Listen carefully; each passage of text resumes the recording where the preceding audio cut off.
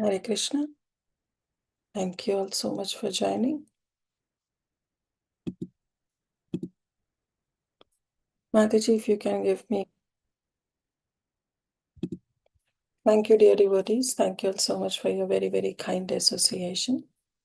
So we will start with our invocation prayers and then we'll go ahead with our Bhakti Vaibhav.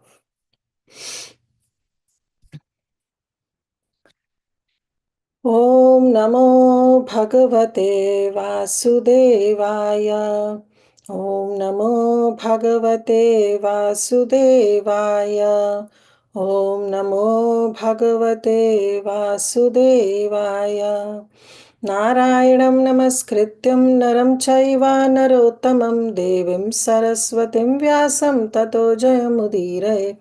नष्टप्रायेषु भद्रेषु नित्यं भागवत सेवया भगवती उत्तमश्लोके भक्तिर्भवति नैष्ठिकी सर्वशास्त्राब्धिपीयूषा सर्ववेदैकसत्फला सर्वसिद्धान्तारत्नाढ्य सर्वलोकैकधृक्प्रदा सर्वभागवत प्राण श्रीमद्भागवतो प्रभो कलिध्वंतादित्य श्रीकृष्ण परिवर्तिता परमानन्दपाठाय प्रेमवर्षक्षराय ते सर्वदा सर्वसेव्याय श्रीकृष्णाय नमोऽस्ति मे मद एका बन्धो मत्सङ्गिन् मद्गुरो मद्महाधन मन्निस्तारक मद्भाग्य मद् आनन्द नमोऽस्तु ते असाधु साधु तादायिन् अतिनीचोच तारका नाचमुञ्च कदाचिन्मां प्रेम्णा हृत्कण्ठयो स्फुरः ॐ अज्ञानतिमिरन्धस्य ज्ञानाञ्जनशलाकया चक्षुरुन्मिलितं येन तस्मै श्रीगुरुवे नमः नमो ॐ विष्णुपादाय कृष्णप्रस्थाय भूतले श्रीमते भक्तिवेदान्त स्वामिनिति नामिने नमस्ते सारस्वते देवे गौरवाणी प्रचारिणे निर्विशेष शून्यवादी पाश्चात्य देशतारिणे जय श्री कृष्ण चैतन्य प्रभु नित्यानंद श्री अद्वैत गदाधर श्रीवास आदि गौर भक्त वृंदा हरे कृष्णा कृष्ण कृष्ण हरे हरे हरे राम राम राम हरे हरे गुरुवे गौरचंद्राय राधिकाय तदालय कृष्णाय कृष्ण भक्ताय तद्भक्ताय नमो नमः मुखं करोति वाचालं पङ्गुं लङ्घयते गिरिं यत्कृपातमहं वन्दे श्रीगुरुदीनतारिणं परमानन्दमाधवं Sri Krishna Chaitanya ईश्वरम्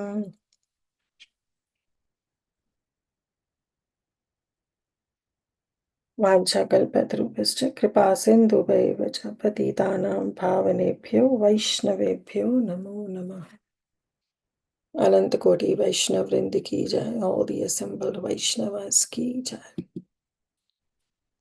Hare Krishna, dear devotees. So thank you once again for your very, very kind association. And we will continue with our Bhakti Vaibhav session. We are in second chapter of the first canto. And we have covered the first 8 verses of this chapter. Today we will be starting from the 9th verse. So what all we did is we saw in the first chapter that how 6 questions were raised in front of, were 6 questions were asked by all the sages of Naimisharanya, which is headed by Shaunak Rishi, to Suta Goswami. So they praised Suta Goswami, they welcomed him nicely, they glorify him, and then they asked these 6 questions for the benefit of people. In the second chapter, we saw that how Suta Goswami, he first of all glorified these sages, that how he thanked them for asking these questions so nicely. So framing one's questions and asking questions for the benefit of people itself is an art. And Suta Goswami, he thanked all these sages that your questions itself are so glorious. But before answering any of the question, he wants to first thank to his spiritual master, that is Srila Sukadev Goswami. And he mentions that how Sukadev Goswami, he enters in the hearts of all. So therefore he prayed that you please enter in the heart of me and you speak through me. Just like we saw that how Harinam Chintamani comes. Harinam Chintamani is just a dialogue between Srila Haridas Thakur and Sri Chaitanya Mahaprabhu. So Sri Chaitanya Mahaprabhu asked few questions to Haridas Thakur. And Haridas Thakur was saying, why you are asking me? I have no eligibility to speak in front of you. But still, if you insist, then you please stay. You please recite in my tongue, on my tongue, so that anything that comes out is actually you talking to yourself. So, this is the mood of a devotee. The devotee doesn't feel that he or she is saying something.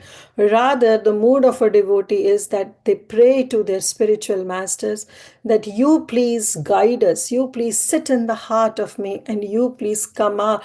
Whatever you want should come out from my mouth. So, that is the mood. And then, after glorifying his spiritual master, Sukadev Goswami, then Suta Goswami, he paid obeisances to Narnarayan Rishi, to Mother Saraswati, to Srila Vyasadev. And then he said that I have been questioned by you, but all these questions are glorious. Why? Because they are capable of benefiting everybody and they are capable of completely satisfying the self. After glorifying the sages of Naimisharanya, their questions, then Suta Goswami answered their first question. And the first question was, what is the ultimate and the absolute good for the people in general? And what was the answer? Anybody wants to say what was the answer given? Mataji, can I say? Yeah, go ahead, Prabhu. Savai pumsa paro dharmo yato bhakti radokshaje ahituki apratihata yayatma suprasiddhati. Which means, Yes, so what was actually in one word, what will you say? What is the answer? loving devotional service to the Very good. Loving devotional service, to do bhakti unto the Supreme Personality of Godhead. And then, what was the second question? Somebody else can say. What was the second question asked? Yes, Shamagopal Prabhu. Unmute yourself. The second question was, what is the essence of all scriptures? So, what is the answer? Devotional service, Devotional service. So both the questions, thank you, Prabhu. Both the questions were answered that the bhakti is the only solution. That through bhakti only, that through bhakti we can understand the essence, and through bhakti only we can perform and understand the absolute good, which will be benefit for the people in general. Thank you, Prabhu.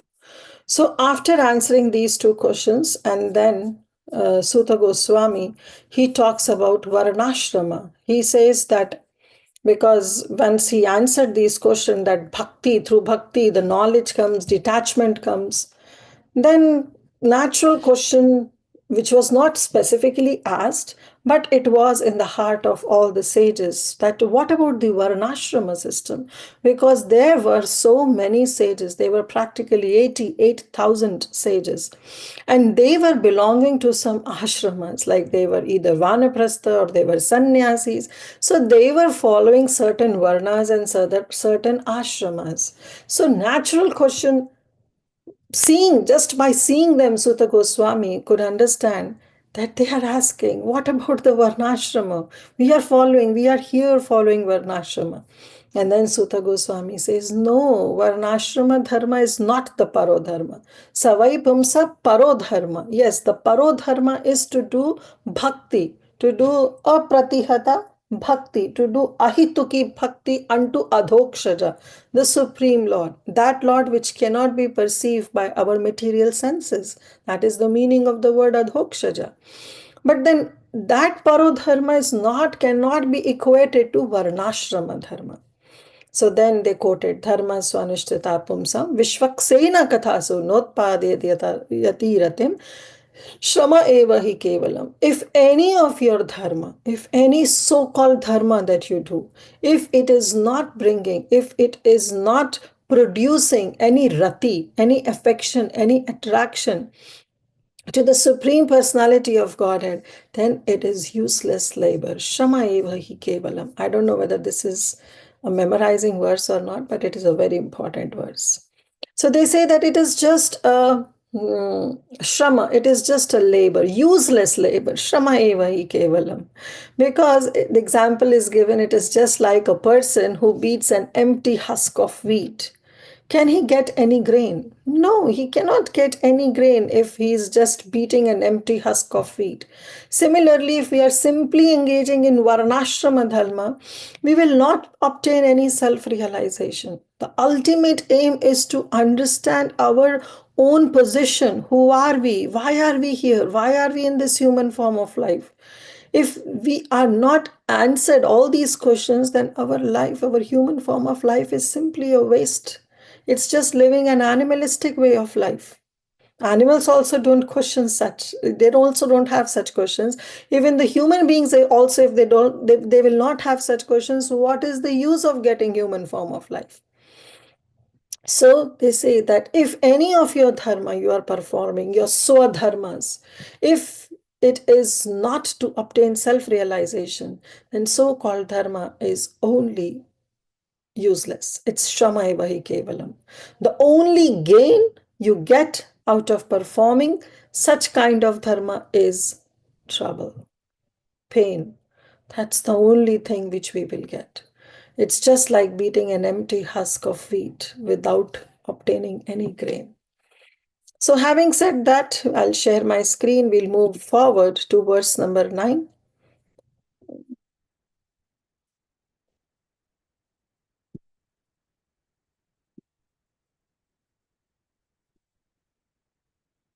Yeah, so notpade ratiratim shrama eva hi kevalam. It is only a useless labor.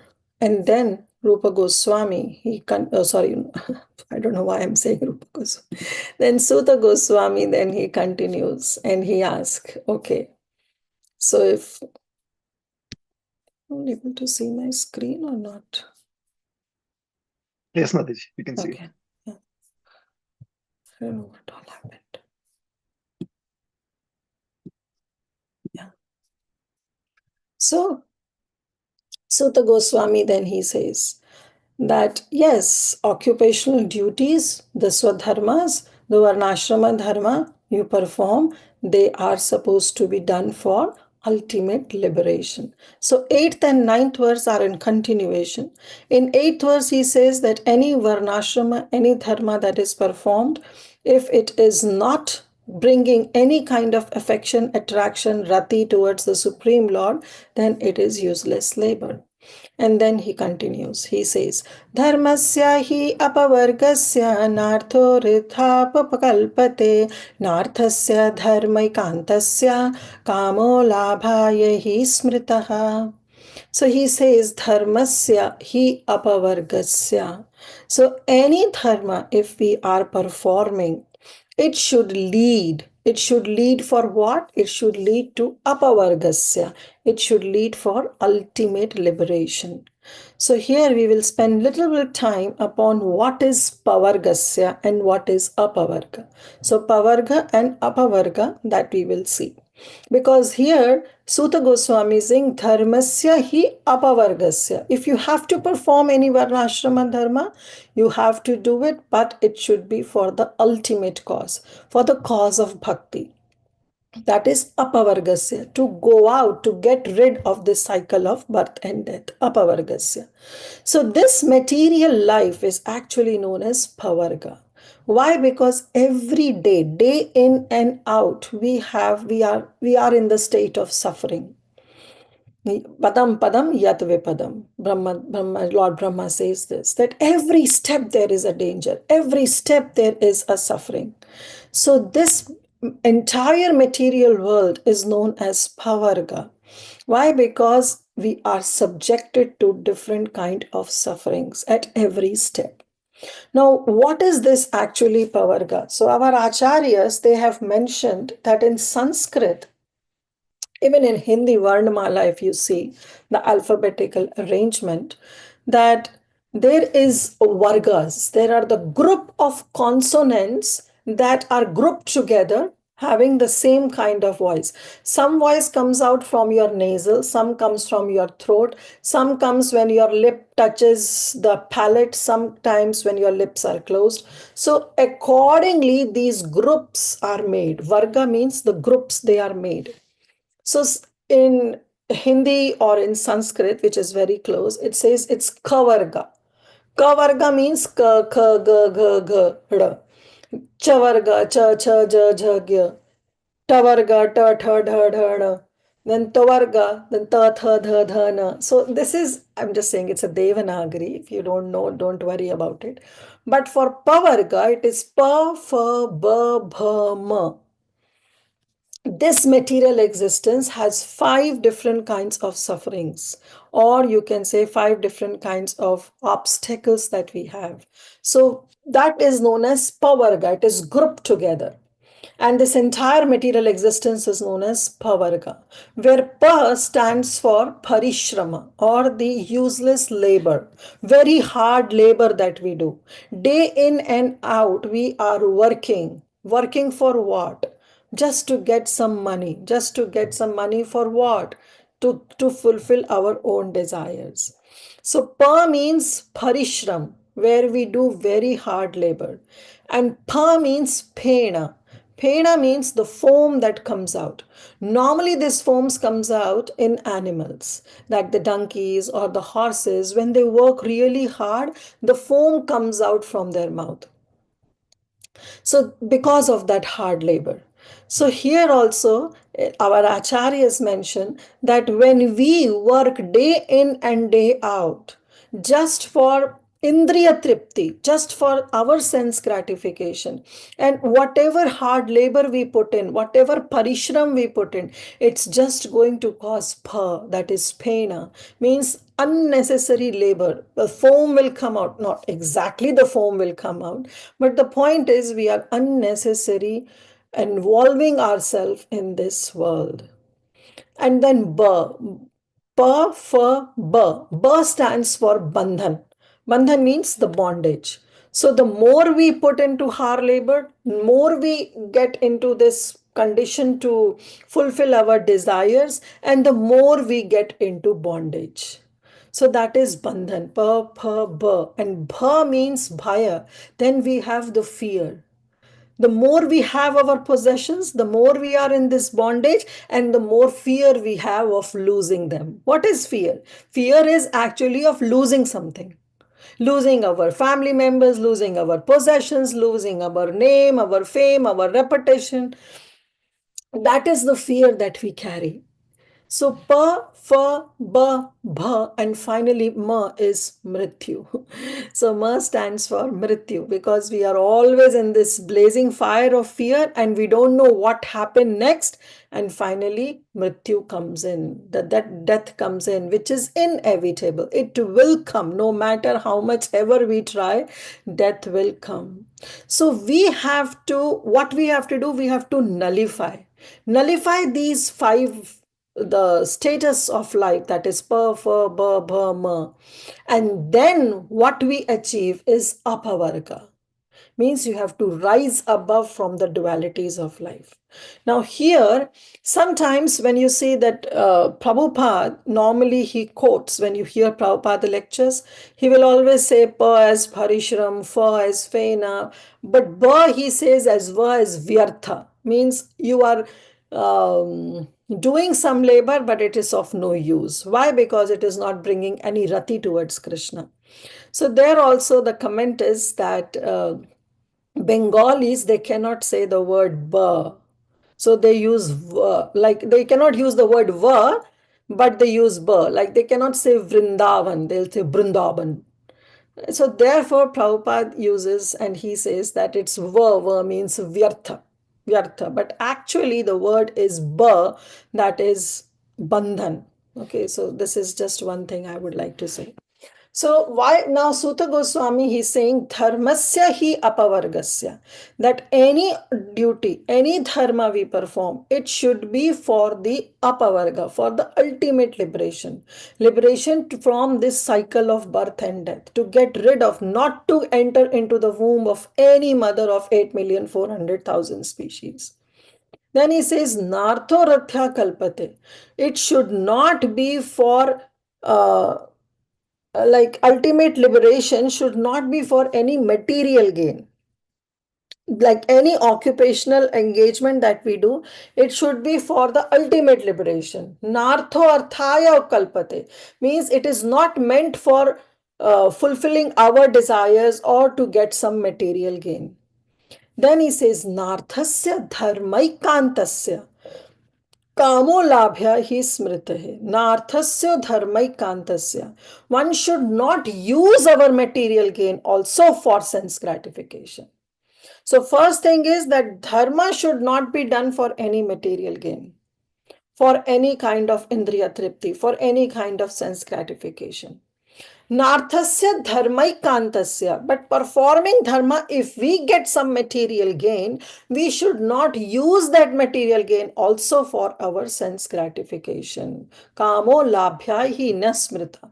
We should not use it for any kind of sense gratification. Okay, so this is the meaning. So dharmasya apavargasya, you perform all the dharma for ultimate liberation. Nartho rithyayo kalpate, it should not be done for any kind of economic development. Narthasya dharmaikantasya, by performing certain dharma, if we get certain material gain, those material gains should also not be used. Kamo labhya ismrita, that also should not be used for one's sense gratification. So Prabhupada, he writes in the translation, all occupational engagements are certainly meant for ultimate liberation. They should never be performed for material gain. Furthermore, according to sages, one who is engaged in the ultimate occupational service should never use that material gain to cultivate sense gratification. So we should not use it for sense gratification, not asking for any material gain. Like example Prabhupada gives, that we go, some people, they go to church and they go to temple, they ask for the daily bread. That should not be the mood. Religion is not to take our whole list in front of Krishna in order to go to church and take our whole list and ask for the fulfillment of those lists. That should not be the mood. So Prabhupada says the general tendency of any ordinary man in any part of the world is to gain some material profit in exchange for some religious or any occupational service, but that should not be done. That is not the real religiosity. This cycle of occupational engagements includes so-called religiosity followed by material gain and material gain followed by the fulfillment of desires. So one should not perform this. Now here the point comes like the karmis. Okay, the karmis, they perform certain dharma, and after performing dharma they get some artha. So they perform dharma to get artha. They have the whole list. And once they get artha, they use that artha in kama, means in fulfilling their sense pleasures, to get pleasure to their senses. And then it doesn't stop there. It goes on increasing. Now, more we have the sense gratification, more we will be engaged in artha, more we will be engaged in dharma. So this cycle goes on and on. And that is the nature of karmis. However, these jnanis, these yogis, they are also different. We have four kinds of people, right? We have karmis, we have jnanis, we have yogis, we have bhaktas. So karmi situation is totally different. They don't even think of moksha. They have just dharma, artha, kama. More, more artha, more dharma. That is their funda. Now comes the Gyanis. The Gyanis, what is their dharma? Since they realize that this material world is not a worth place of living, so they are not interested in material gain, but they execute their dharma. They know that this we cannot get any goal because any material gain is useless. They know that this material world is useless place. It's a worthless place. So their dharma is to control their mind and their senses. That is how they control. They do their dharma to control their mind and senses. But then what is the apavarga for them? Apavarga for them is the liberation. Similarly, the yogis, they also go into some niyam, yam, niyam, asan, pranayam. And finally, their apavarga is also, you can say, liberation. But bhaktas also know that this world is not a good place to live in, and therefore they don't engage into so-called dharmic activities, but their dharma is to hear, is to chant the Krishna's name, or to hear Krishna's glories, or to engage in certain devotional services. And their apavarga is not liberation, their apavarga is prema bhakti. So, all these kinds of persons are there. Karmis, forget about. Jnanis, yogis, yes, they aspire for liberation. Bhaktas, they don't even aspire for liberation, they only aspire for prema bhakti. So now why I'm saying this? Because in the 10th verse, now Sutta Goswami is saying that even desiring for liberation also is not good. See what Prabhupada says in the last says that one should not engage himself in any sort of occupational service for material gain only, nor should such material gain be utilized for sense gratification. Then how the material gain should be utilized? That is described in the 10th verse. So, this material gain, whatever you are getting, should not be utilized for sense gratification. And in sense gratification also comes the point of liberation, asking for moksha. Means you are not asking moksha for the pleasure of the Supreme Lord, but we are asking moksha so that we get benefited. They are not renouncing the world after understanding, they are renouncing the world because they are frustrated. They don't they don't they cannot comprehend the challenges of this world. Otherwise, the devotee desired is not to go back. Devotee will never desire. Devotee will say, rakho bhi maro bhi jo ichha to har. Right? That is the mood of a devotee. Nitya das prati tuha adhikar. You have the whole adhikar on me. Whatever you desire, do it for me. That is the mood of a devotee. Devotee will always want prema bhakti. So why I'm telling all this? Just to build up a connection between one verse to another. So now in the 10th verse, Sutta Goswami is saying, कामस्य नेन्द्रिय प्रीतिर लाभो जीवते यावता जीवस्य तत्वज्ञासा नार्थो यश्चेह कर्म भी. Because now the automatic question can come, okay, you said that one should perform varnashrama dharma only for uh, apavargasya, means to get rid of the cycle of birth and death. But here the jnanis, the yogis, they're asking for liberation. So what is all that? Should they also not use their material gain for asking for liberation? Sutta Goswami says no. But then he says, Kamisya nendriya pritir, means whatever desire, whatever material gain you have should not be directed towards sense gratification. Kamasya na indriya priti. Indriya tripti ke liye you should not do. You should not do anything that is for guide, that is going towards sense gratification. Okay, if Indriya Tripti should not be done by getting some material gain, then how, Sutta Goswami, we are going to survive? We have to eat, we have to sleep, and this is a kind of Indriya Tripti. Then Sutta Goswami says, Labho jivate yavata. Yes, for your one's jivani, for one's basic needs, for healthy life and self-preservation, certain kind of kama indriya, certain kind of indriya tripti is allowed. Certain kind of indriya tripti is allowed. That's what he is saying. What he's saying is that yes, so long we are in this body, we have to eat, we have to sleep, we have to do certain things, we have to defend ahar, nidra, bhaya, maithuna. This is all needed. Why? Because these are the basic necessities of life. Even the calm, even the sambhog that happens between a man and a woman is allowed to a certain degree till the time it is meant for begetting Krishna conscious children.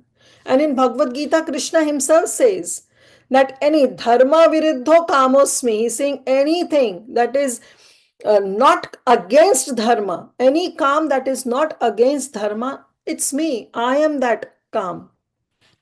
So anything which is not against religious principle, that sort of calm is allowed. But that aim should be, nothing is forbidden in the Shastras, but we should know the aim of our life. The aim of life is something that is being described, Jivasya Tattva Jignasa.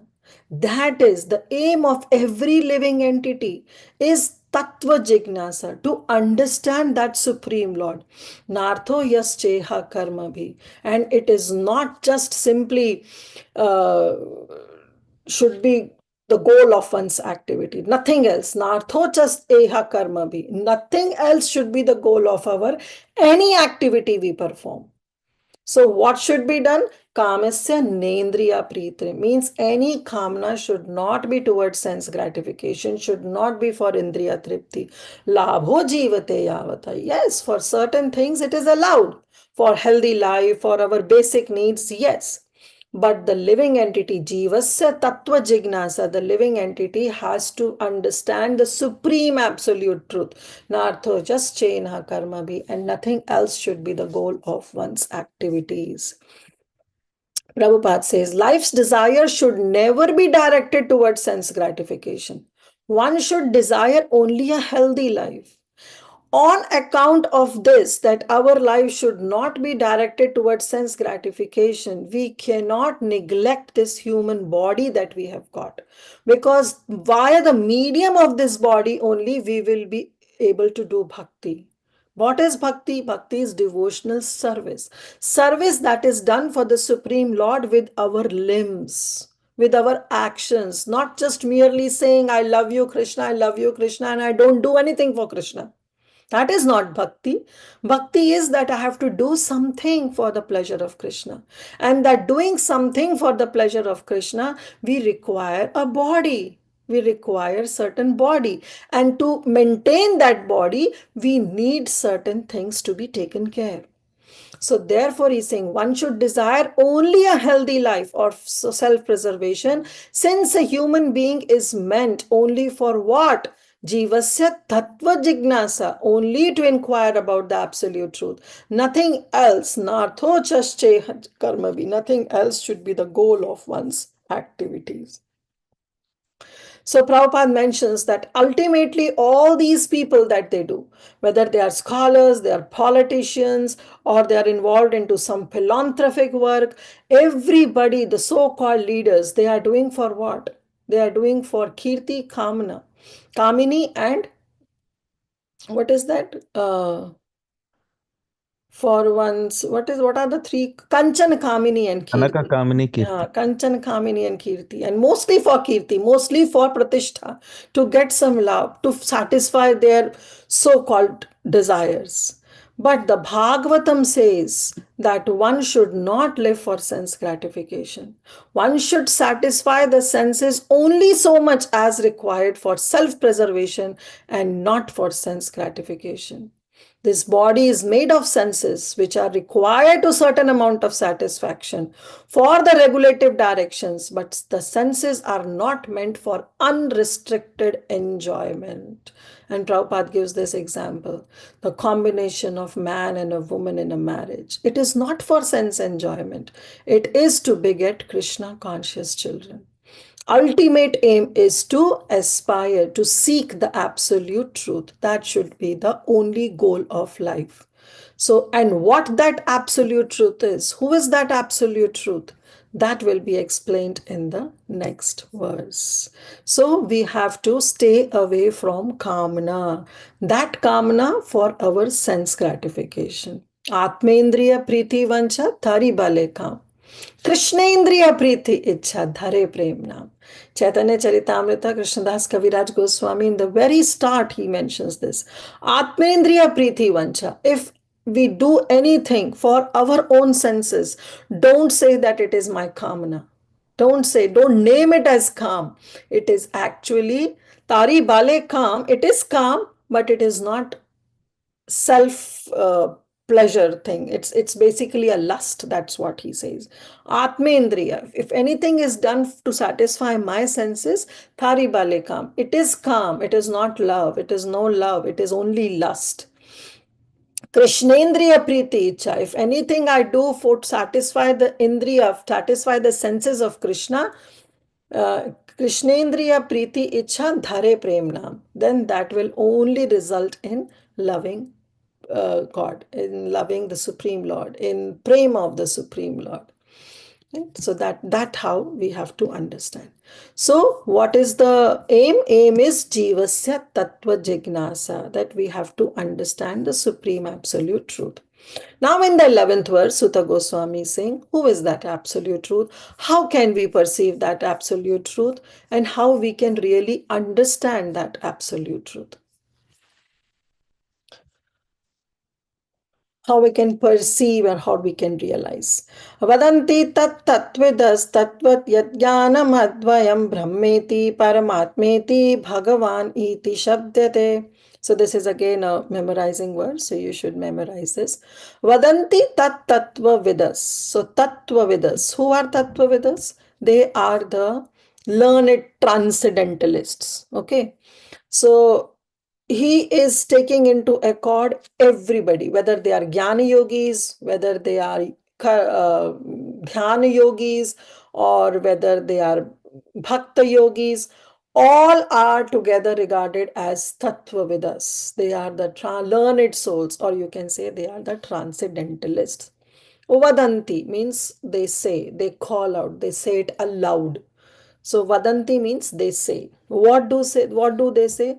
Tattvam yad jnanam advayam. They say that the tattvam, the supreme absolute truth, the knowledge that is there, the knowledge of the supreme absolute truth is advayam.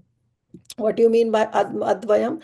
Advayam means that supreme lord, he is one without a second. Means he is non-dual. There is no duality. He is unique, or something you can say that he cannot be divided into. He is the one without a second. He is all in all. Tattvam yatad jnanam advayam. That's how their understanding is. All of them they say. The Bhakta yogis also will say, the Jnana yogis, the Ashtanga yogis, or everybody will say that the supreme absolute truth is one without a second. He is non-dual. He is advayam, but they have the different understandings. So what is that understanding? Sutta Goswami mentions Brahmeti, Paramatmeti, Bhagavan iti shabdate. So he's saying that the knowers of these truths, they call this truth, this tattva, as Advayam Jnanam, as the supreme conscious being who is one without a second. But they have their different ways of understanding. The Gyanis, they call that supreme absolute truth as Brahman, and they understand also on that level. The yogis, they understand and call the supreme absolute truth as Paramatma. The bhaktas, they understand and call the supreme absolute truth as Bhagavan. So Brahmeti, Paramatmeti, Bhagavan iti shabdate. So that is the understanding.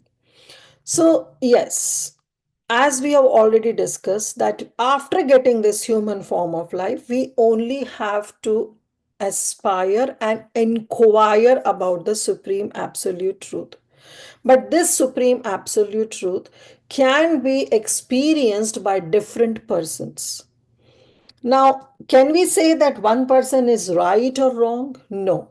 Our acharyas doesn't say. We cannot say that one person is right and one person is wrong while analyzing or perceiving the supreme absolute truth in these three ways. It is just the different angle of vision.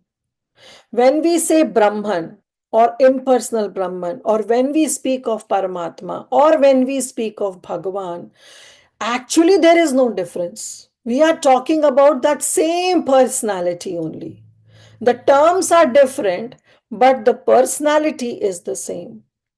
Prabhupada normally gives this example in Bhagavad Gita also he has given how to understand is the sunshine, the sun globe and the sun god. It's all the same. But only those who want to know about, like suppose when I am in a room and the sun rays comes in my room. I am in my dark room and through a window, the sun comes out and the sun rays comes inside the room. Normally we say, oh, the sun is here in my room. Is the sun here? No, only few rays of sun are shining because of which the entire room is illuminated. But those who want to know that what is the source of this rays that is coming, then that person will go beyond and research and will come to a conclusion that actually there is a sun globe, there is a planet through which this light, these rays, the sunshine is coming. And then the person will realize further that actually it's not just the sun globe, there is a predominating deity who is the sun god who is residing there. And presently, yeah, he is known as Vivaswan, we all know. So, Brahmeti, Paramatmeti, Bhagavaneti Shabdate. Yes, they are the three features, the Brahman, the Paramatma, and Bhagavan. But they are actually one. They are actually one. So the same example Prabhupada also gives about when he says that you go to Tirupati and there are so many hills there. Okay, so when you see from a distance, you see that the entire hill is cloudy because it is covered with all the clouds. So from a distant, you see, and the vision is not clear. But you know that there are some mountains, and those mountains are covered with clouds. So everything looks cloudy. But if you make little further progress and you go towards that mountain, then you say, no, no, no, actually the same mountain, there are not only one, there are many hills and they are so green, they are so lushy. But actually, if we go to that hill, then we realize that no, there are animals, there are men, there are people, there are houses. So the object is the same. What we perceived when we were down and what we perceived when we progressed little bit and what we perceived when we reached there, it's the same, but just the different angle of vision, it appears differently. So when we say that those jnanis, when they come to a conclusion of Brahman, they are not wrong. It's just the knowledge that they are having of the supreme absolute truth is incomplete. Similarly, the yogis who have the vision of Paramatma in their heart, they are not wrong. It's just that the vision that they have got about the supreme absolute truth is not complete. It is incomplete. Whereas for Bhagavan, it is the complete knowledge. Another example that Prabhupada gives is that if you have lakhs of rupees, then definitely you are the possessor of hundreds also and thousands also. So those who have the knowledge of the Supreme Bhagavan, they know that actually this Paramatma and Brahman is also the feature of that same absolute truth only. Okay, so this is how we have to understand. So Prabhupada's right, learned transcendentalists also who know the absolute truth call this non-dual substance as Brahman, Paramatma or Bhagavan. So that's what here Suta Goswami is explaining. That the purpose of this human life is tattva jignasa, and that tattva jignasa can be obtained in these three different features, but the highest is to understand about Bhagavan. Means you have to go deeper into that knowledge. Just don't be satisfied by understanding Brahman, or don't be satisfied by just understanding Paramatma, but go deeper and understand the real position of that Supreme Lord who is Bhagavan. This Brahman is also Brahmano hi pratishtha aham, Krishna says, right, in Bhagavad Gita, that actually this Brahman is what? It's my effulgence only. What is the praman where Krishna says from Brahma Samhita that if you see that all pervading universe and everything, the light is there, this impersonal Brahman is there, it's because of me. Yasya prabhava prabhava jagadanda kotim kotishva shesha vishuddhi vibhuti bhinnam. Krishna himself says, Tad Brahma Nishkalam Ananta Shesha Bhutam Govindam Adi Purusham Tamaham Bhajami. Brahma says this. He declares this, that this effulgence that we see as a Brahma Jyoti is nothing but Krishna's bodily effulgence only. So Brahman is what? It is there because Krishna is there. It's not the other way around. So because the Supreme Lord Bhagavan exists, his bodily effulgence exists, because of which we call him as Brahman, the Supreme Absolute Truth.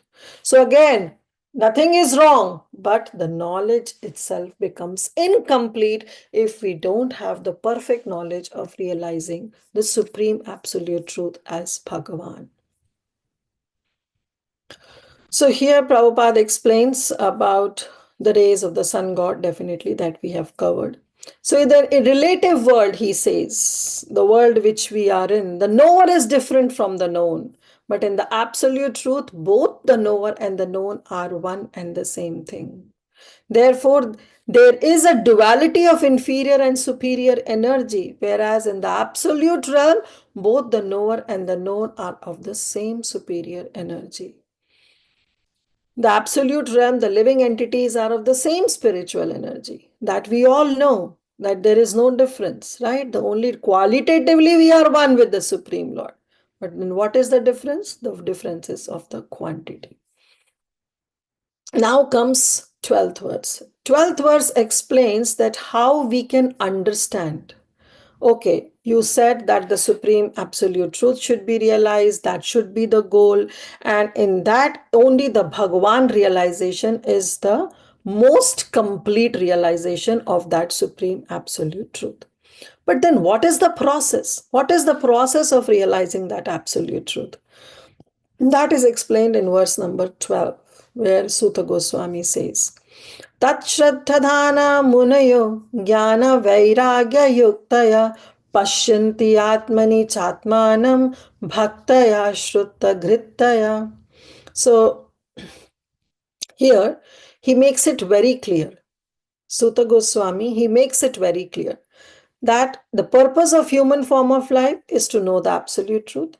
And in the absolute truth, the understanding should be the Bhagavan realization. We know the definition of Bhagavan. I didn't cover that because I'm expecting you all have done Bhakti Shastri. So you know the definition that is given by Parashar Muni. Bhagavan, the who possesses all the opulences of beauty, fame, sweetness, knowledge, renunciation, so on and so forth. So that Bhagavan realization should be the utmost. But then how can we perceive that? What are the prerequisites needed to understand and perceive that supreme absolute truth? Then Sutta Goswami says, Tat Shraddhadhana Munayo, that you should be Shraddhadhana. You should be very, very faithful. You should have that faith. You should be seriously inquisitive, as Prabhupada translates. He says Shraddhadhana means seriously inquisitive. So what one person has to be? A person has to be seriously inquisitive. He should have faith, Shraddha. And the definition of Shraddha is given in Chaitanya Charitamrita. Shraddha Shabde Vishwas kahi Sudrida Nishchaya. That Sudrida Nishchata should be there, means the full determination should be there. And of course, that faith should be there. Like in Bhagavad Gita also, many times I have told that when Prabhupada wrote this Bhagavad Gita, right in the introduction, he said that theoretically have faith that Krishna is the Supreme Personality of Godhead. With that faith in mind, study Bhagavad Gita.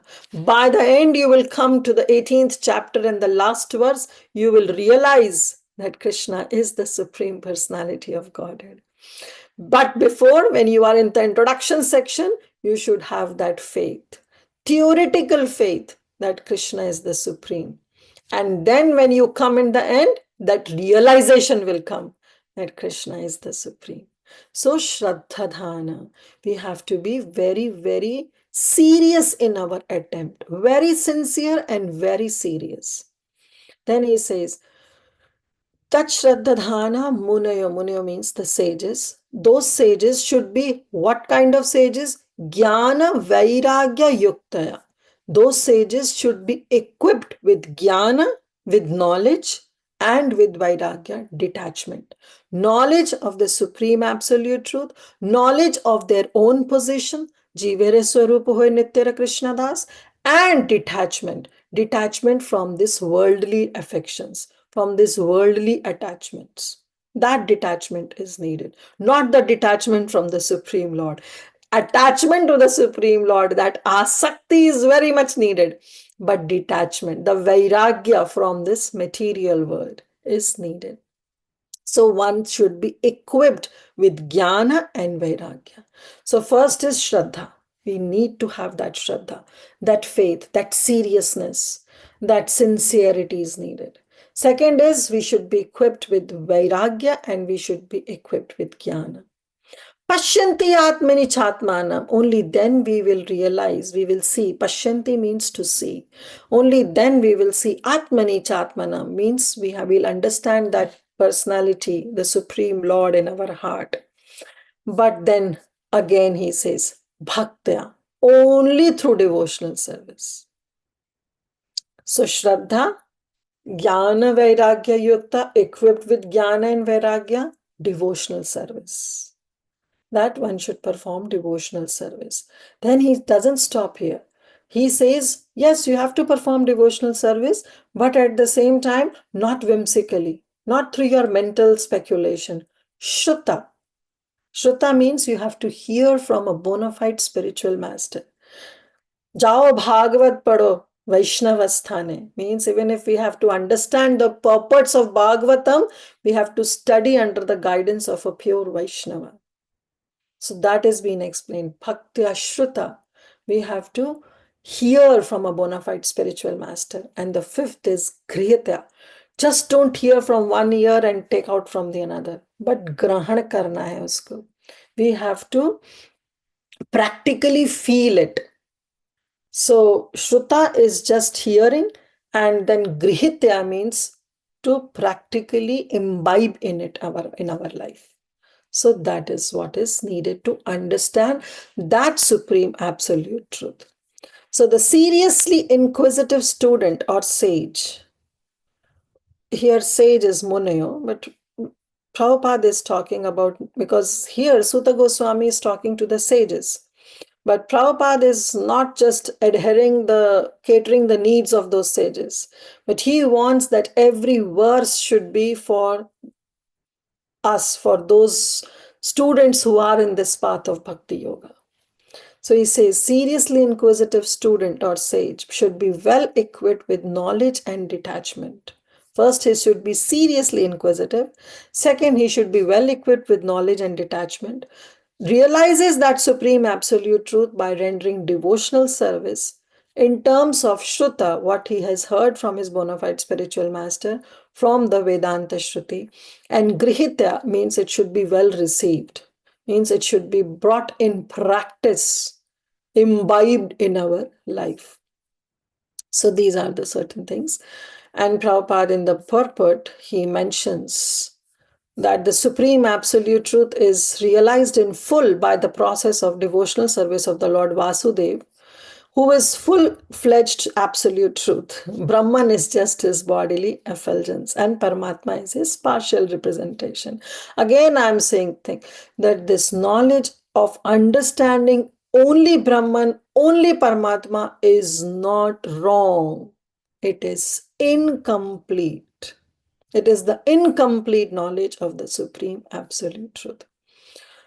So Brahma and Paramatma is just a partial realization. So there are four kinds of human beings: the karmis, the jnanis, the yogis, and the devotees. So we'll analyze little bit. Okay. So just focus on the verse. Okay. Pashyanti Atmani Chatmanam. So with that line of Prabhupada, where Prabhupada says that there are four kinds of human beings: the karmis, the jnanis, the yogis, and bhaktas. Now, forget about karmis, because the karmis we already talked about, that they don't even search for the supreme absolute truth. Their life fundamental is different. Their fundamental of life is that this is the life I want to enjoy to the fullest. So they are least bothered of understanding the Supreme Personality of Godhead. Dharmasya pavargasya is not in their list. Okay. But Jnanis, Yogis, and Bhaktas, yes. So Jnanis, when they conceive the Supreme Lord as Brahman, they pashyanti, they realize. What they realize? Atmani chatmanam. They realize that the Atmanam, that is the Jiva, is the same as Atmani, is the same as the Supreme Lord. So that is their understanding. So the question was how to perceive, right? So yes, how to perceive this Shraddha, this Jnana Vairagya Yukta, this Shruta, this Grihata, that all is needed. But even after that, if somebody perceives the Supreme Absolute Truth as Brahman, then what he sees, what is the Pashyanti, what he perceives, he sees that the Supreme Absolute Truth, the Atmani, the Supreme Lord, is same as Atmanam, is same as the Jiva. Or you can say the Jiva is the same as the Supreme Lord, because their point is to merge in the Supreme Lord. Now, yogis, when they conceive the Supreme Lord as Paramatma, then Pashyanti, then what do they see? And where do they see, first of all? Jnanis, they just realize. The yogis, they see it in their meditation because they are always meditating. So, Pashyanti here refers to seeing in the meditation. What they see in the meditation? They see Atmanam, that is, the Lord, is there in the heart. They know this. They know this, that the Supreme Lord is there in the heart of every living entity. But after conceiving the Supreme Lord as Paramatma, they come to this conclusion that the Lord in the heart that we talk about is actually in my own heart. That means they, through their meditation, they see Paramatma in their own heart, which they know that the Supreme Lord is there as Paramatma in the heart of living entity, but now they realize it. They see it in their meditation, the same Paramatma in their own heart also. So that means first it was just Gyan, that the Supreme Lord is there in the heart of every living entity. But these yogis, when they advance to the level of samadhi and they conceive the Supreme Lord as Paramatma, Pashyanti Atmanam Atmani means then they practically get this Vigyan, this wisdom of seeing the Supreme Lord in their own heart. Okay, so this is about Jnanis and Yogis. Now come the Bhaktas. So Bhaktas, they conceive the Supreme Lord as Bhagavan. So Pashyanti Atmanam Atmani. So Pashyanti Atmani Chatmanam means that they see, Pashyanti, these bhaktas, they see Atmanam, that Supreme Lord Bhagavan, Atmani in the mind. Why? Because they actually see the Supreme Lord in front of them.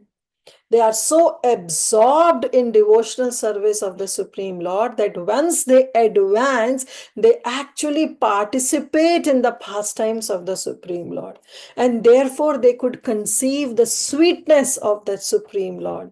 And just not conceive, but through their eyes, they see that pastimes happening in front of them. So that is what Prabhupada is mentioning.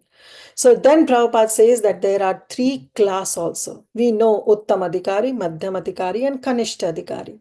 The first class is that they have realized the Supreme Person. The second class of transcendentalists have not yet realized. And the third class transcendentalists barely realize the spiritual focus. So here Prabhupada mentions that third class, the first class devotee we know, they are Uttam Adhikari. Second class is three classes of devotees. The third class of devotees or the neophytes have no knowledge. They are detached from material association, but they are simply attracted towards the deity of the Supreme Lord in the temple. Then there is a second class. In the second class, the devotee can see the four principles: the devotional line, namely the Supreme Personality of Godhead, his devotees, the ignorant, and the envious. That is Prema, Maitri, Kripa, Upeksha. So they discriminate that we have to have that prema with the Supreme Personality of Godhead, Maitri towards our peers who are on the same level. We should have that friendship. Kripa is towards the innocent, those who are the beginners. And Apeksha means to maintain a distance, those who are envious of the Lord or his devotees. So one has to raise himself to the stage of second-class devotee and thus become eligible to know the absolute truth. So Prabhupada again gives this example that the third class devotee therefore has to go to a personality of devotee in order to learn the instructions of devotional service. So a Kanishta Adhikari has to go at least to Madhyam Adhikari to understand the supreme absolute truth. That's why Krishna, Chaitanya Charitamrita, it says, Sarvabhauma Bhattacharya actually says this, Jao Bhagavad Pado Vaishnavasthane. You have to go towards the person Bhagavat to understand this book Bhagavat. And such a devotee must be a representative of Sukadev Goswami, like Suta Goswami, who is preaching this devotional service for the all-round benefit of the people. If it is not for the all-round benefit of the people, then he says that if we are hearing for those who are earning their livelihood by giving Krishna Katha, and if we are receiving from them, then such so-called professional people, they spoil the entire Bhagavatam as the serpent spoils milk simply by the touch of their tongue. So we have to be very, very careful that we should not hear from the mouth of a Vaishnava. A Vaishnava mukhodgirnam putam hari kathamritam shranam naiva kartavyam sarpochasham yathapaya. So yes, this Bhagavatam is as pure as milk. Just like the milk, the nature of the milk is that once you drink, it nourishes your body. So the milk itself is so pure. It has only one feature of nourishing one's body, one who consumes that milk. But imagine if the same milk is touched by a serpent. Then the same milk, its only quality is to nourish, will become a poison and will be the cause of the death of that person who consumes it. Similarly, this Bhagavatam is very pure. The Bhagavatam purifies everybody. But if the same Bhagavatam we hear from a mouth of a Vaishnava, then it is just like drinking the milk that has been touched by the serpent. So Prabhupada is warning us that be careful. Don't hear these Bhagavatam from these professional reciters who just earn their livelihood. They only talk about the pastimes, the Rasalila. They don't even talk about the Tattva. So whom we should hear? Representative of Sukadev Goswami. That means in the disciplic succession, we should hear this Bhagavatam. A sincere devotee must therefore be prepared to hear these Vedic literatures like Upanishads, Vedanta literatures, which has been left by the previous authorities, not through your own mental speculation. Understand as it is. Therefore, Prabhupada writes his Bhagavad Gita as it is. No mental addition, concoction, subtraction, nothing. It is just following the instructions of the predecessor Acharya. Therefore, Rupa Goswami says, what is this verse? Devotional service is established on the principles of Shruti, Smriti, Purana and Pancharatra authorities, and the showmake of devotional service should at once be rejected.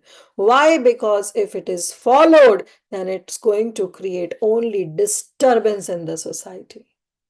Okay, I've been speaking for 1 hour. Tell me, which is this verse? Shruti, Smriti. Shruti Smriti Puranadi Pancharatri Vidim Vina Aikantiki Harer Bhaktir Utpate Vaikalpate. Excellent. Yes. If we are hearing without the cross-checking it with Shruti, Smritis, Puranadi, then it is unnecessarily going to create disturbance in the society. Because then everybody will become Sahajya. They'll all get in the mood of the Rasalila thing and the whole purpose of Bhagavatam will be spoiled. Verse number 13. So then our Suta Goswami, he says that yes, we have to be very careful. Then after hearing this, the natural question that all the sages might have, because Definitely, they didn't say out, at least we don't know. But through their expressions, now they are thinking, okay, so you talked about everything, O Sutta Goswami. You talked about that, yes, we have to understand the absolute truth, and our own occupational duties that we perform should be for the ultimate benefit only, for the ultimate liberation. And we know that how to realize that supreme absolute truth, we should have that Shraddha, so and so forth. But now, do you want to say that we should stop doing this Varnashrama? We should not follow this Varnashrama at all? We should renounce this Varnashrama system also? Then Sutta Goswami is warning and he's saying, no, don't take me otherwise. What I'm saying is, understand as it is. So therefore he says, Atha pumbir dvija shrestha varnashrama vibhagasha Sanashta titasya dharmasya samsiddhir haritoshanam. Ataha pumbir dvija shrestha. O dvija shrestha. Dvija means the twice born. So one born is through a seminal birth that we take, and second is through our initiation. So we become twice born when we get this Brahman initiation, when we get the Gayatri mantras. At that time, it has been mentioned that it's the second birth. Okay. So he sings, oh Dvijas, you all are Dvijas, you all are Brahmanas, and you are Shreshtas, you are the best among those twice born. Ataha Pumbir, Dvija Shrestha. Varanashrama Vibhagasha. Yes, there are the institution of Varanashrama, the four caste and the four orders of life. This division is there, and this division is not something that has been concocted by the people. Krishna himself says, Chaturvarna Maya Srishtam Guna Karma Vibhagasha.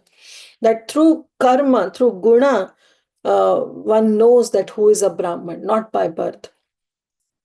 Then he says, Swanushtastasya dharmasya. That yes, you have to perform your prescribed duties. But those dharmasya, that prescribed duties that you are performing should be only for one purpose. And that one purpose is samsiddhir haritoshanam. You should do it only for the pleasure of the Supreme Lord. So the point here is that Sutta Goswami is saying that this Varnashrama is very, very important. If we don't accept the principles of Varna and Ashrama, it will be like an animal society. So don't go on that route. It's not even a human society. So if we are following Varnashrama, at least we are assured that we are following some human society, because these four Varnas, that is Brahmana, Kshatriya, Vaishya, and Shudra, and the four divisions of society, the ashrams that we have is Brahmachari, Grahastha, Vanaprastha, and Sannyas. These are Vedic and it has to be followed. Like in the previous verse, we saw Utpaitaka. It will unnecessarily create utpat, it will create disturbance. So don't go on that route. Varnashrama is very important, but we should understand what is the perfection of life. Why we are doing this? We are following Varnashrama, we are ought to follow Varnashrama. It is very important, but we should know the position of our perfection. And the perfection is samsiddhir haritoshanam, that we have to satisfy the Supreme Lord. See, if you are a Brahmana, then you know that you have certain swabhava. Certain swabhava we need to carry if somebody is a Brahmana. In Bhagavad Gita, chapter 18, verse 42, 43, 44, they explain that what is the swabhava of a Brahmana, what is the swabhava of a Kshatriya, what is the swabhava of a Vaishya and a Shudra. Yes, that swabhava is needed. A Brahmana, he should be titikshava, he should be sama, dama, shaucham. All this is needed. He should be austere. But ultimately for what? Not for our own name fame, but it should be samsiddhir haritoshanam. It should be to satisfy Krishna. If Krishna is satisfied, everything is satisfied. We don't have to satisfy separately all the demigods. It's just we have to satisfy Krishna, everything else will be satisfied. Yatho taror mula nishechanena tripyanti tat shakha bhujono Skanda bhujonupashaka means just like when we water the root, the tree, water the root of the tree, we don't have to water separately the leaves, the twigs. No, everything gets nourished when we water the root. So all the branches, all the leaves, all the twigs, all the flowers, everything gets nourished. So that's what happened. If we are doing anything for the pleasure of Krishna, sam siddhir haritoshanam, then that is the perfection of life. Example now again, we see about Arjun. Arjun was a Kshatriya. And what was his ashram? He was a Grahastha. He was a king. And because he was a Kshatriya, his point was to kill. So he was refraining himself from killing only. And the whole purpose of Bhagavad Gita was to bring Arjun on the platform with the right understanding that you must kill. And when he agreed to kill, then Krishna became satisfied. So that was the perfection of Arjun being a Kshatriya and being in a Grahasthashram, is to satisfy the Supreme Lord. When Arjun was saying, oh, I am lamenting, I'm shivering, I cannot kill my grandfather, I cannot kill my cousins, my brothers, my nephews who are there on the other side, it's better I should die rather to kill them. What is the use of killing them? Oh, Krishna, please let me die. He was showing that how ahimsavadi he is, that he was accepting that non-violence. But is that non-violence? No. Devotee, he doesn't know what is violence and non-violence. He knows that I have to do everything for the pleasure of Krishna, no matter what. If Krishna is satisfied, okay, then even if I'm killing, it's good. Even if I'm telling lie for Krishna's pleasure, it's good. Sanatana Goswami did. He said lie. He told the jailer, the person who was guarding that jail, that once your Nawab comes back, you tell him that I have gone for the nature's call and I slipped and I fell in the river and I got drowned. I'll give you the gold coins. Somehow take me out of it. Telling lie is not good. Morality wise, it is not good. But he did it because he wants to take the route of Krishna Prem. And that was satisfied Chaitanya Mahaprabhu so much.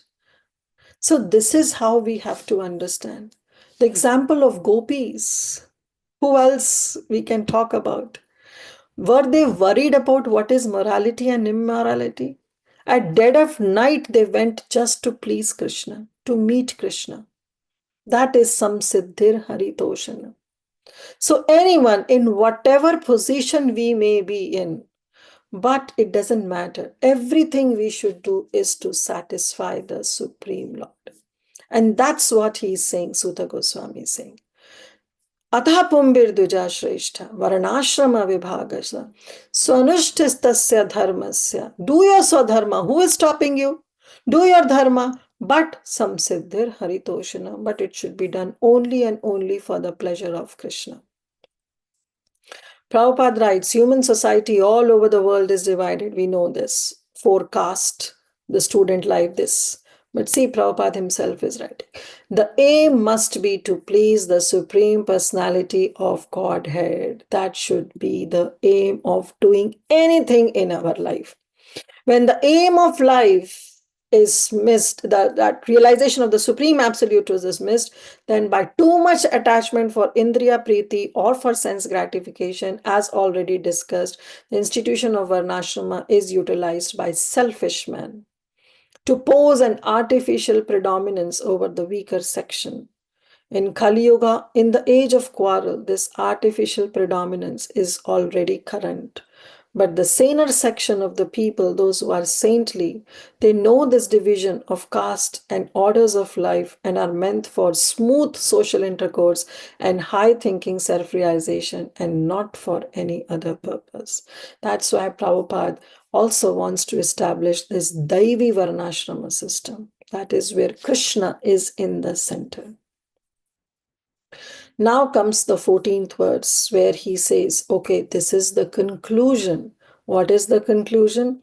Tasmat ekena manasa Bhagavan satvatam pati shrotavya kirtitavyascha dheya pujasyascha nityada. I don't know whether this is also a memorizing verse or not, but it's again important verse. He says, Suta Goswami, therefore, O sages, don't take me wrong. Yes, you are under certain varnashrama. Please be, because that indicates the human society. So be in varnashrama, but do it for the pleasure of Krishna. Samsiddhir haritoshanam. Therefore, O sages, ekena manasa, with one pointed attention, what you have to do? You have to serve whom? Bhagavan Satvatam Pati. You have to serve the protector of the devotees, that supreme Bhagavan who is known as Satvatam Pati. We have discussed why he is known as Satvatam, because he is the protector of his devotees. Then how you have to do? Shrotavya. You have to hear about him. Kirtitavyas. You have to sing his glories. Dhyeya. You have to remember him. Pujas. You have to worship him. So this is how you are going to please him. By hearing about him, by glorifying him, by worshipping him, by remembering him. But once? No. Twice? No. Nityada. Always. Constantly. Constantly you have to glorify the Supreme Lord. You have to hear the Supreme Lord. You have to remember the Supreme Lord, and you have to worship the Supreme Lord. How? With one pointed attention. Ekena manasa. So if we want to make this life perfect, we have to stop behaving like animals.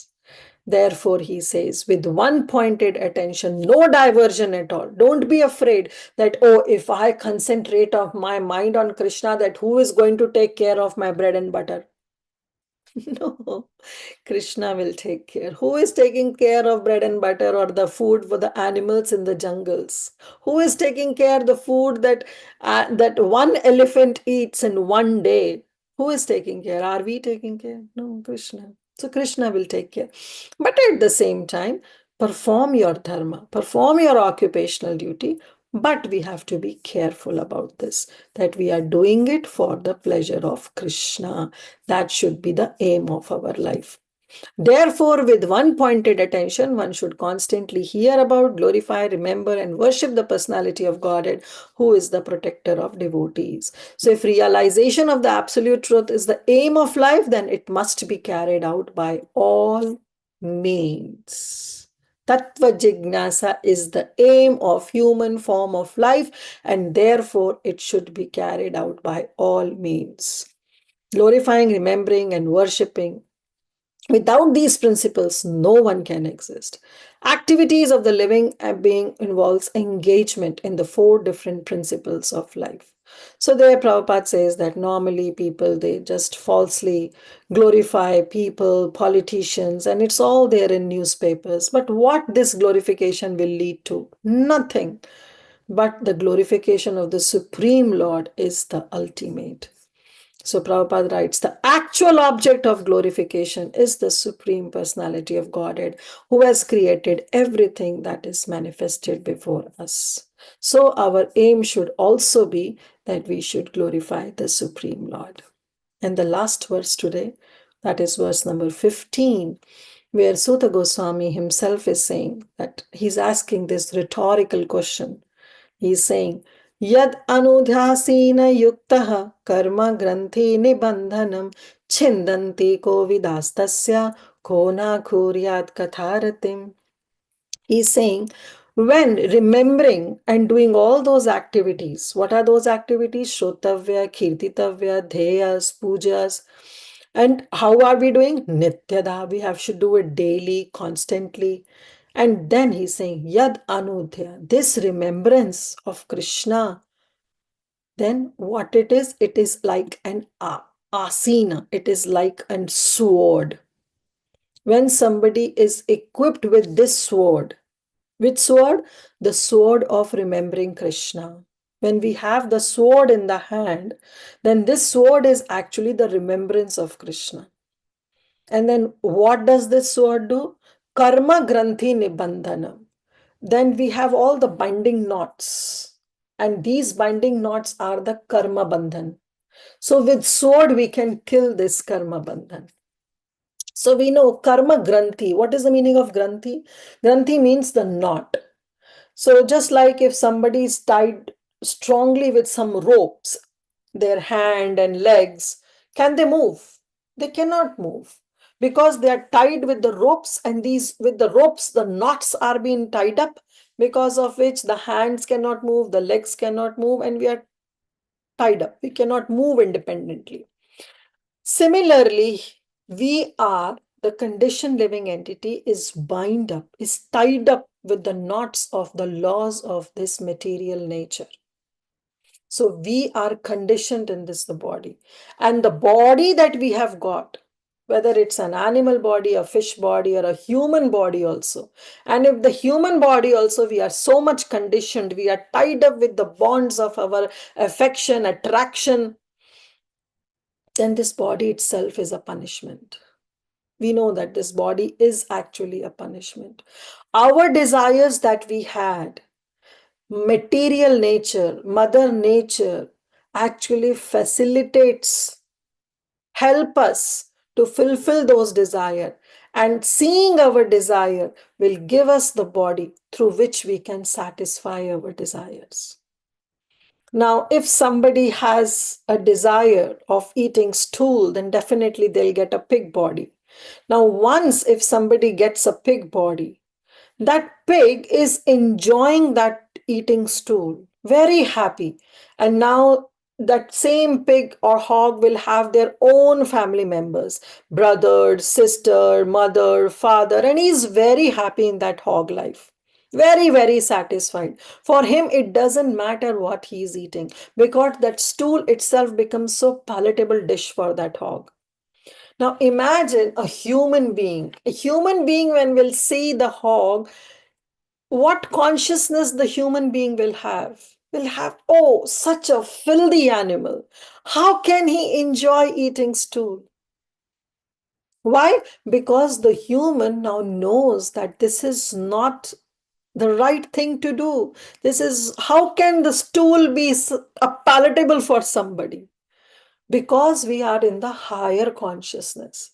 But ask a pig, ask a hog, he say, oh, this is the best dish I can ever have. And this is the best life that I can ever have. So we also are conditioned living entity. We are happy in whatever we are doing. But when our spiritual master sees us, they condemn us. They say, oh, please wake up, oh living souls. Jeev jago, Gaura Chandra bole. How long you will go and sleep in the lap of Maya? Because they know that what we are doing is wrong. We are simply eating stool and we are thinking that we are happy. But these personalities, they wake us up. They say, take this medicine. Why are you doing this? That should not be the mood of, that should not be the purpose of your life. So what did they do? So that hard knots through which we are tied, if it is a physical rope, that can be cut with a sharp knife or a sharp scissor. Immediately the knot can be cut and we are freed. So these spiritual mentors, these spiritual masters, they guide us that similarly you are bound in this knot of that material nature who is bind you with these knots. So take this axe in your hand. Take this asina. Asina is that, take this sword in your hand. And then what is that sword? That sword is remembrance of Krishna. And just like you cut the physical knot of a rope and you become free, similarly you cut chindanti. It says, chindanti kovidastasya. You cut these knots of material nature. And don't be conditioned anymore. Jiva jago. Wake up, O sleeping soul. How long you are going to sleep in the lap of Maya? Wake up, and take this sword of remembrance of Krishna and cut through these knots of laws of material nature. And then he says, if someone knows that this is such a wonderful sword of remembrance of Krishna, that we can cut our karma granth also, or the knots that are bound by our karmas, we can cut that. Kona kuryat katham ritim. Then who will not attain? Who will not pay attention to this message? Only the fools. Only the fools will ignore this message coming from our spiritual guides and spiritual mentors. Otherwise, who will not pay attention? Definitely we'll pay attention to it. So with sword in hand, Kovidas as the intelligent men, they cut through the binding knots of reactionary work, karma, by remembering the Supreme Personality of God, Anudhyaya. Therefore, who will not pay attention to this message? Definitely we will pay attention. So here, Anudhaya also means a very important thing. So Kovida, we got it, that Kovida, the intelligent class of people. So intelligent class of people know that now this sword is going to act as a remedy by which I can cut the knots of my karma granthi, nibandhanam. This hard knot can be cut. So Narottam Das Thakur, he actually sings, it's a very beautiful bhajan. Definitely we don't have time, but I'll just talk about this one line where he sings, Satsanga chadi kainu asate vilas, te karanga lagila ek karma bandha bhash. So Narottam Das Thakur is saying, Satsanga chadi, I'm such an unfortunate person that I have given up the association of saintly people. Okay, then what have you taken? Kainu asate vilas, and I have taken up the association of those vilasi people, of those people who are very materialistic. And therefore he say, te karine lagila, and because of this, because I've given up the association of saintly people, taken the association of materialistic people, I have taken up this snare of karma. Karma bandha paas. मैं उस paas में उस snare of karma, I have been tied up. So I'm so much less intelligent. Now, definitely Narottam Das Thakur is not. He's just taking us from our side. That we conditioned souls are such that we don't take any pleasure in hearing the saintly people, and we just go and try to associate with those materialistic people. But when we become intelligent, when we are being woken up by our spiritual master, then we ask the real inquiry. And what is that real inquiry? Just like Sanatan Goswami asked Chaitanya Mahaprabhu in Varanasi, Ke ami, ke na ami anjare tapatre, iha nahi jani ke mana hita hai. That, oh Mahaprabhu, please tell me, Ke ami, who am I? Why I am here? Kene amaya jare tapatre, why I am always infested with these three folds of material miseries? How long I have to suffer this? Iha nahi jani, I don't know how to come out of this. Kema nahita hai, therefore please tell me how I can benefit myself. So there, Prabhupada says that yes, you can benefit. We conditioned souls can be benefit. How? By asking questions. Why? Why I have been put into this miserable situation of life? I don't want this. I didn't desire any problems, any sufferings. They are coming on my own accord. So that means it is because of some karma. I do not want disease. The disease is there. I do not want suffering. Suffering is there. I do not want death, but it is forced upon me. So the intelligent people, they take up this sword to cut through all these questions and reach to the conclusion that it is actually just the remembrance of the Supreme Lord that will help us to get rid of this cycle of birth and death. So here it says Anudhya Sina. Asina means the sword. Anudhya. Dhaya means to remember, but Anu means constantly. So one meaning of Anu is to constantly remember Krishna, constantly do dhyan of Krishna, constantly have that attachment towards Krishna. But Anu also means following. Anudhya, you have to remember Krishna, but how? Following the orders of your spiritual master. Acharyopasanam. We have to do it as our spiritual master has guided us. So Prabhupada writes, with sword in hand, intelligent men cut through these binding knots of reactionary work by remembering the Supreme Lord. Therefore, who will not pay attention to this message? Definitely we will pay attention. So, Prabhupada, therefore, any sensible man who is above the average man with a poor fund of knowledge must constantly remember the personality of Godhead by hearing about him, glorifying him, remembering him, worshipping him without cessation. So, one meaning is anu, without cessation, means without any breakage, constantly. This is the perfect way of devotional service.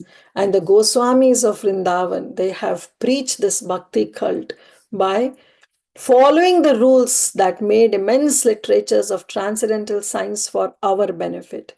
And they have chalked out ways for all classes of men in terms of the different caste and orders of life in pursuance of the teachings of Srimad Bhagavatam. Nana Shastre Vicharane Nipuno Sadharma Samsthapiko Lokanam Hitakarino Tribhuvane Manyo Sharanya Karo. Because they have done, therefore they are eligible that we take shelter. Sharanya Karo, we take shelter of them. Because they are always engaged. Radha, Krishna, Padar, Ravinda, Bhajananande, Mattaliko. With intoxication, they have been engaged in remembering Krishna, the pastimes of Radha and Krishna. Vande Rupa Sanatana Raghuyuga Shri Jiva Gopalaka. Okay, so thank you. 9:01, we are right in time. We'll stop sharing now. We'll stop here and we will continue with verse number 16 on Thursday, where the different levels of progression of bhakti will be discussed by Srila Sutta Goswami. So thank you once again. Srila Prabhupada ki jai, Granth Raj Srimad Bhagavatam ki jai, all the assembled Vaishnavas ki jai. If anybody has any questions, I'm more than welcome. I'm here. But those who want to leave, I don't want to hold on to you. You are more than welcome to leave. Yes, Saudamani Sundari Mataji. Hare Krishna, Dhanavad Pranam Mataji. Thank you so much for Mataji. In text 11, first line in the purport, it is written, the absolute truth is both subject and object. Can you please The absolute truth is both subject and object, and there is no qualitative difference between there. So again, there is no qualitative difference between Brahman, Paramatma, and Bhagavan. That is what he's saying. That the absolute truth, whether you realize him as a Brahman, or you realize him as Paramatma, or you realize him as Bhagavan, they are the same. Qualitative wise, they are same. But quantitative wise means the reciprocation wise, with Brahman, you cannot get any reciprocation. With Bhagavan, you can get. So that is the mean. Subject and object, Mataji. This thing I could not understand. The supreme absolute truth is both subject and object. That is what, na? That he is the subject and he is the object also. Like in the purport also, Prabhupada says that there is no difference between the known and the knower. On the absolute term, there is no difference. Only in the material realm we know that, okay, what is to be known and who is the knower. Like in the 13th chapter, we know who are the knowers. The Supreme Soul is the knower, and the soul is also a knower. But known is, the field of activity is different. But in the absolute realm, everything is one. It's absolute. Yeah, Kshetra and Kshetri. Kshetra and Kshetrajna, yes.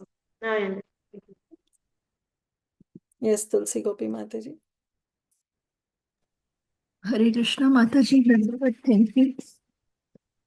Mataji, when you were explaining the per aspect of the Fena, and you said the animals, but in terms of humans, what Fena means, like being exhausted, or what? Exhausted, yes. Fena means being exhausted, being tired of working day and night.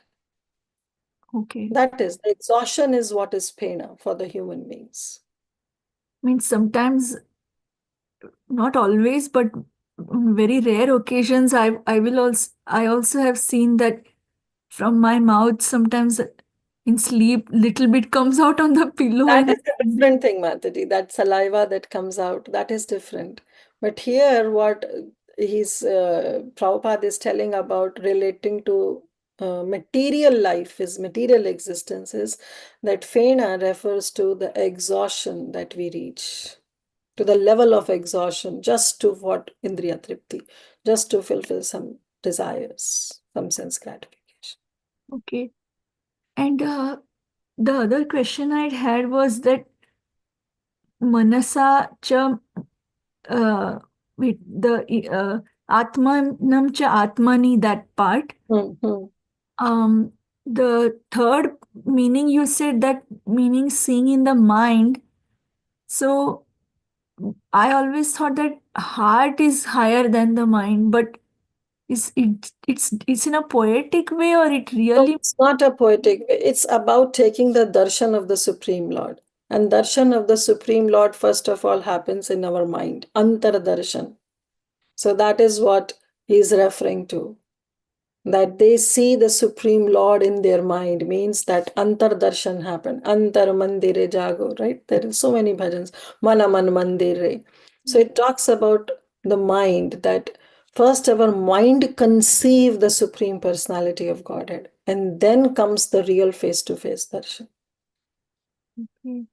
So if when Hanumanji opened his heart to show, when everyone saw Sita and Ram Chandra Bhagwan, but he is also in the category of devotee only, na, where in the mind also that So, operates into. yeah, you can say, but see, there is a difference. Mind, heart, man, chitta. So it's like how to explain. Like, Right, for the devotee, mind and heart and the whole consciousness on the Lord. yeah. So you can say, like, it's just about perceiving the Supreme Personality of Godhead. That you can, that yes, the Supreme Lord take residence in the heart. Saroruham, right? It says that on the lotus, the Supreme Lord. What is that verse? Pravishta Karnarandena. When the Supreme Lord, the glories, they enter into the ear, then the Supreme Lord takes the residence and dhunoti shamalam, and he really washes away all the contamination in the heart, and he takes the residence in the heart. But that perception of the Supreme Lord residing in the heart takes place first in the mind. Okay, so for devotees also. Yeah, even for the devotees, first our mind has to be aligned. Like normally it says, right, if the mind is not aligned, then even though having the gross organs, we will not be able to function properly. I don't know whether it happened with you or not. Sometimes you try to find some keys, they are right there in the drawer. But because the mind is not aligned with the eyes, the function of the eyes is not happening. We are not able to see. We can see, but because the mind is not aligned with the eyes, we are not able to locate the keys. So the mind has to be aligned. Sometimes we just talk randomly. And after talking also we forget, okay, kya bola tha? Because the mind is not aligned with the speech. So first our mind has to be aligned with different sense organs. Then only it can function properly. So similarly, the Supreme Lord can be perceived in the heart, but first it has to be perceived in the mind of the devotee. Only then he can perceive the Supreme Lord in the heart. That's Yes. how we have to understand. Okay, Mataji, thank you. Yes, Padmini Mataji, please go ahead. Hare Krishna Mataji, Dandavat Pranams, and another wonderful class we went through. Mataji, I didn't understand that be and we that you explained. You should not, you should use be instead of be. That's what they do in Bengal, right, Mataji? Oh, okay. Like, for example, we say, Well, it's yeah, actually bha and va, that component I va don't get and it. va. Yeah. Prabhupada says Can I it's take from you? vyartha. It's pa for ba, bhama. But I don't know whether you know Hindi or not, or you know some Sanskrit or not. No, I know Mataji, because even in Bengal, they don't use va, they use ba. They're ba. But Yeah, like for Prabhupada says example, it's we ba. say West Bengal. We say in our language, we. So we say Vangalam, but they used as Bengal. So I know that they are using. What's the reason, Mataji? Yeah, You so said. Prabhupada says it's va. With va, he says vyartha. Vyartha We are, means oh, even va he says vyartha. Ba. yes, Okay, Mataji. so what I'm saying is the actual is pa fa ba bhama. Okay, Also ba means bandhan. okay. Because Prabhupada says va as ba, so he says vyartha. Oh, okay, Mataji. Right. So he says it's a vyartha. It's useless labor. Unless you have told me, I wouldn't have understood for sure, because I would have taken it as it is. That's So where the Prabhupada teaching, sometimes says it's, and the teaching means, Mataji. yeah. So If Prabhupada you says don't teach me this, I wouldn't understand from my level. V is being displaced by B. yeah. So that actually the word is ba only, and Prabhupada says it's ba. But ba Prabhupada equates as vyartha, because though vyartha starts with V, but because he's a Bengali, he says vyartha. Okay, Mataji. Which is Thank you. also okay. That, yeah, It's okay. useless labor. No, the understanding for a layperson in this area, it is not easy unless you have told. That's why I didn't get it. Where is this comes? And then now you cleared it. Thank you so much, Mataji. Thank you. Thank you. Thank you. Yes, thank you, Pitambar Prabhu. Pravishta Karna Randhena Swanam Bhava Saroruham Dhunoti Shamalam Krishna Shailasya Yathasharat. Thank you. Yes, Shama Gopal Prabhu. Hare Krishna. So in this, I think the karmis, right, which we are talking, they are just into life, and they are actually maybe like in the per work, right? They are always engaged in the per work. They are so in Chaitanya Charitamrut, even if someone hears even like once Hare Krishna mantra, he might come out of it. Is it like something applies to karmis, or it is not to them? Yeah, of course it applies to everybody.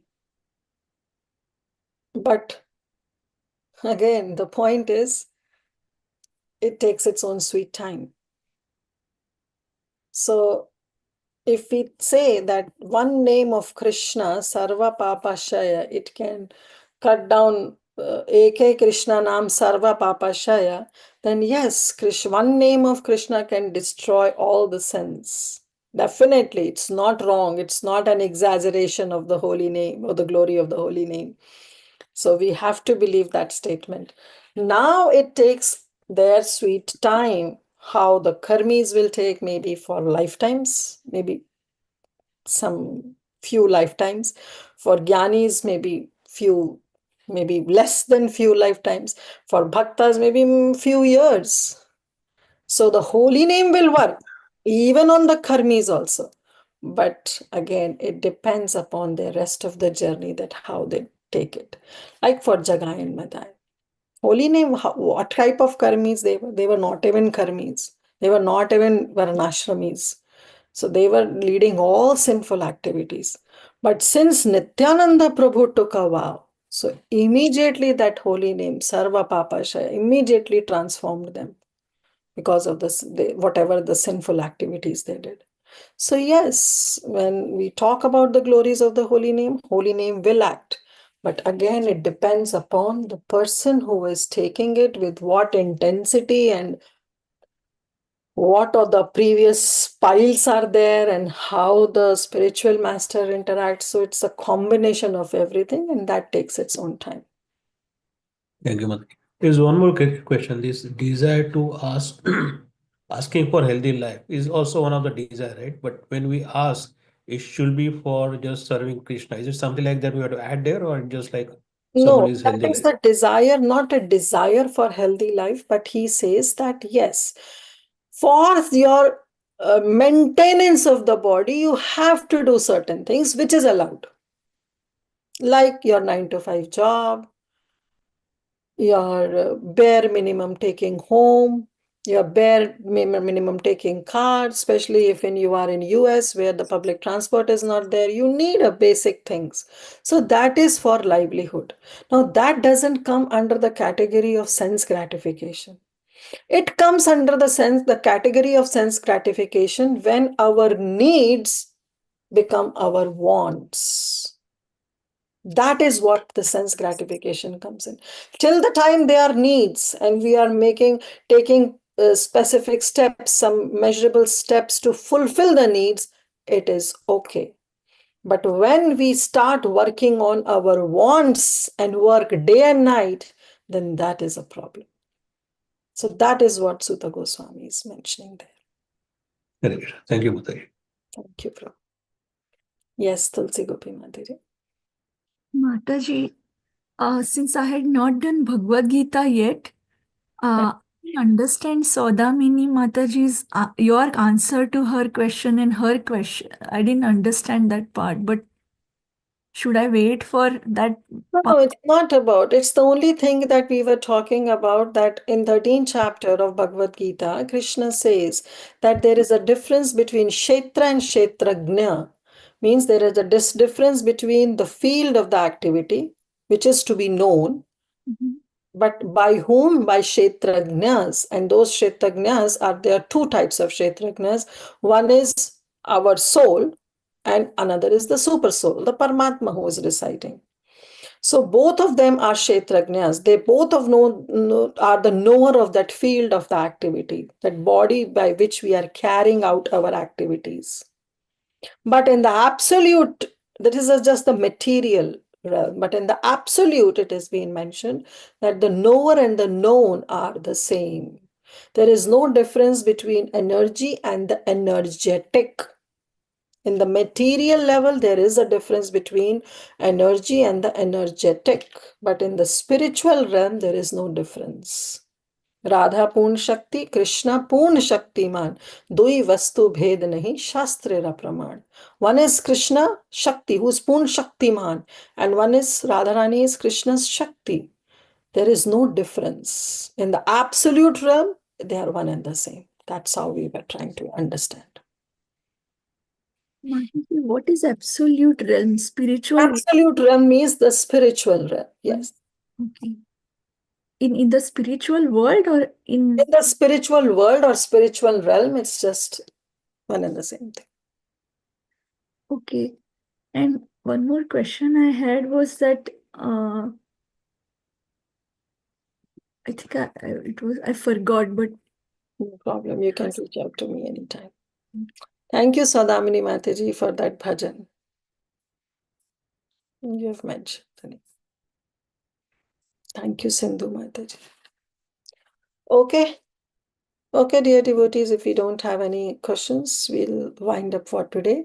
We'll meet on Thursday and we'll start with verse number 16. Okay, so thank you all so much. Srila Prabhupada ki jai. Granth Raj Bhagavatam ki jai. All the assembled Vaishnavas ki jai. Vanchakalpadribhyascha kripasinduਭ്യോ patitanam bhavanebhyo Vaishnavebhyo. Kirtida Mataji ki jai. Thank you so much, Mataji. Very beautiful class. Hare Krishna.